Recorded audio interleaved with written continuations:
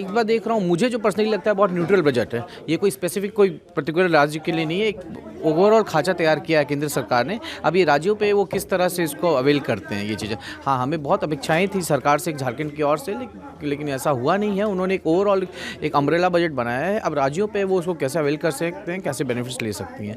Income tax की जहाँ तक बात है, इन्होंने मिनिमम अल्टरनेट टैक्स मैट जो होता है उसे 15% से 14 किया है। ये बहुत स्वागत योग्य है। इससे इन्वेस्टमेंट्स बढ़ेंगे। कॉर्पोरेट टैक्स में घटौती हुई है, ये 1% का जो घटौती हुई है बहुत बड़ा है। साथ ही साथ इन्होंने एक और चीज़ किया कि जो इनकम टैक्स में जिन्होंने अगर नहीं देते हैं डिफ़ॉल्टर्स है, तो उनके साथ प्रोसिक्यूशन हटा दिया है उसने, बस 30% उसमें पेनल्टी रखा है। तो ये भी स्वागत योग्य डिसीजन है, क्योंकि कोई भी अगर टैक्स की गलती होती है तो वो मिलान की चीज़ होती है। कोई विलफुल डिफ़ॉल्टर नहीं होता है, व्यापारी ही टैक्स देता है जिससे कि इकोनॉमी बूम करती है। तो हमारा बहुत बड़ा योगदान है। तो इसमें अगर प्रोसिक्यूशन के जो प्रावधान थे उसको निरस्त करना बहुत स्वागत योग्य है। चेंबर इसके लिए बहुत स्वागत करना है। इसी संदर्भ में हमने एक पत्र भी निर्गत किया है माननीय सीबीडीटी के डायरेक्टर को, कि चेयरमैन को, कि भाई आपने बेंगलोर में अभी एक सुना होगा, एक सुसाइड किया एक व्यापारी ने, उनका रेड पड़ी थी।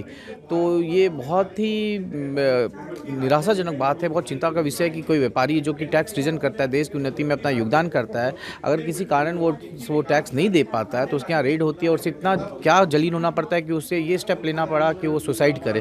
तो हमने इसके लिए भी एक पत्र निर्गत किया, आपको प्रेस रिलीज के माध्यम से वो भी पता चलेगा।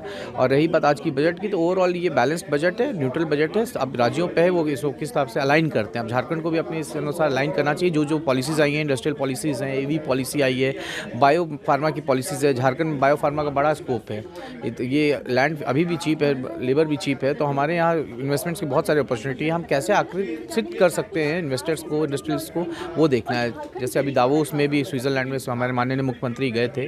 कल जिंदल ने 70,000 करोड़ इन्वेस्ट करने का एक लेटर ऑफ इंटेंट दिया, तो ये भी बहुत स्वागत योग्य है। तो अब झारखंड रेडी है अपने प्रधानमंत्री के विकसित भारत 2047 के साथ अपने अलाइन करने का और अपने पंख फैलाने का।